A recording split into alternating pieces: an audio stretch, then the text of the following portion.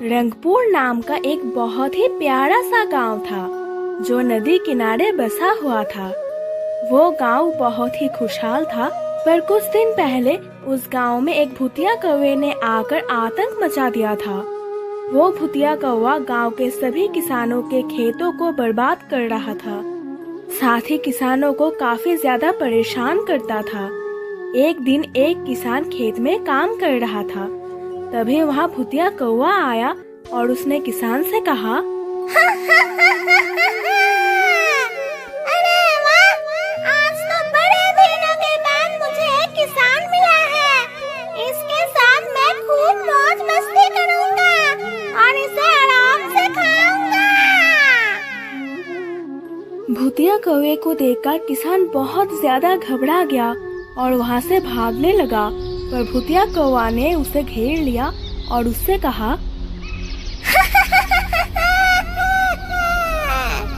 कहाँ भाग जा रहा है तू? हाँ? क्या तू मुझे अपने खेतों का अनाज नहीं खिलाएगा?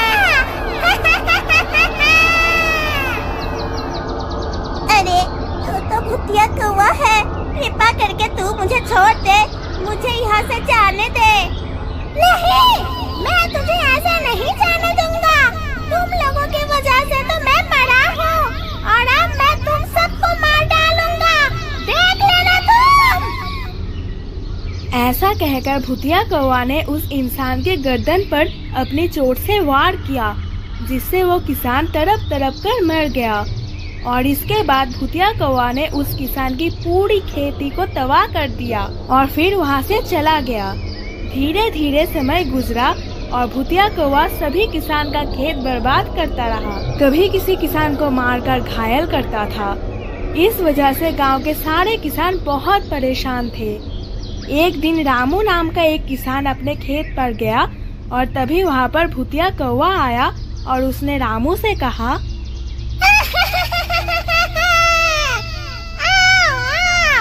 तुम्हारा ही इंतजार कर रहा था।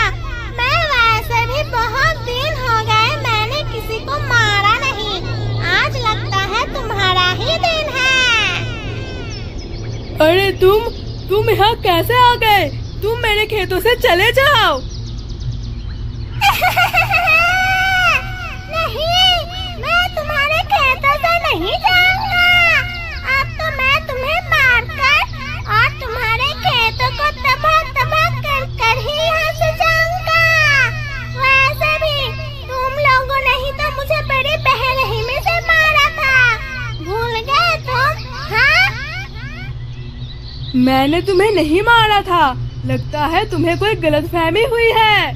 मुझे पता है तुमने मुझे नहीं मारा, लेकिन जिसने मुझे मारा वो भी तो एक किसान ही था। और तब मैंने प्रतिज्ञा किया था कि मैं इस गांव के हर एक किसान को जान से मारूंगा और उसकी खेती को तबाह कर दूंगा और इस गांव के किसान का नाम और निशान मिटा दूंगा, साथ ही साथ सब कुछ बर्बाद करूंगा।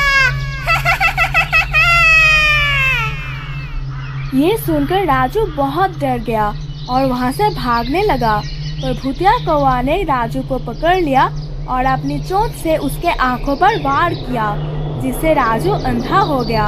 और फिर भूतिया कौवा ने राजू की खेती को तहस नहस कर दिया और खुश होकर वो वहाँ से चला गया। ये बात जब गांव वालों को पता चली तो गांव में हाहाकार मच गया और सारे किसान बहुत डर गए और वो सभी एक साधु के पास पहुँचे और उन्होंने साधु को भूतिया कौवे के बारे में सब कुछ बता दिया।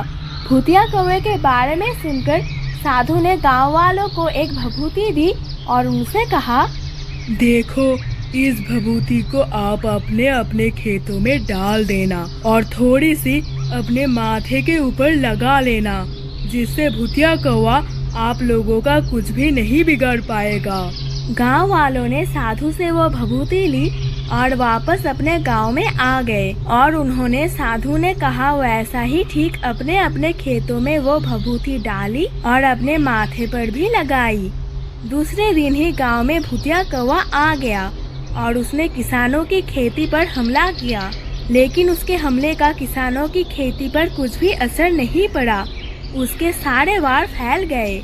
और एक खेत में एक किसान भूतिया कौवा को नजर आया तो वो जैसे ही किसान को छूने लगा वो जोर के झटके से बाजू में जाकर गिरा। भूतिया कौवा ना ही किसी किसान को छू पा रहा था और ना ही किसी किसान के खेत को कुछ नुकसान कर पा रहा था। इस बात से भूतिया कौवा को बड़ा गुस्सा आया और उसने अपने आप से कहा, अरे मैं इन खेतों को छू क्यों नहीं पा रहा हूँ, ना ही किसी किसान को छू पा रहा हूँ। आखिर मुझे कौन सी शक्ति रोक रही है? तभी एक किसान ने आगे आकर भूतिया कौवा से कहा, अरे भूतिया कौवे, अब आज से तू हम किसानों का कुछ भी नहीं बिगाड़ पाएगा, क्योंकि हम लोगों ने खेतों में भभूति डाल दी है। इसलिए अच्छा होगा कि तू हमारा गांव छोड़ के हमेशा हमेशा के लिए चला जा। अब तेरा यहाँ पर कोई भी काम नहीं है, समझे? चल अब जा, निकल। ये सुनकर भूतिया कौवा बहुत बहुत गुस्से में आया और उसने उन सभी किसानों से कहा, तो क्या हुआ? मुझे पता है कि तुम लोगों ने अपने खेतों और अपने ऊपर ही तो भभूति डाल रखी है, पर मैं पूरे गांव को ही नष्ट कर दूंगा। ना रहेगा गांव, ना रहेगा खेत।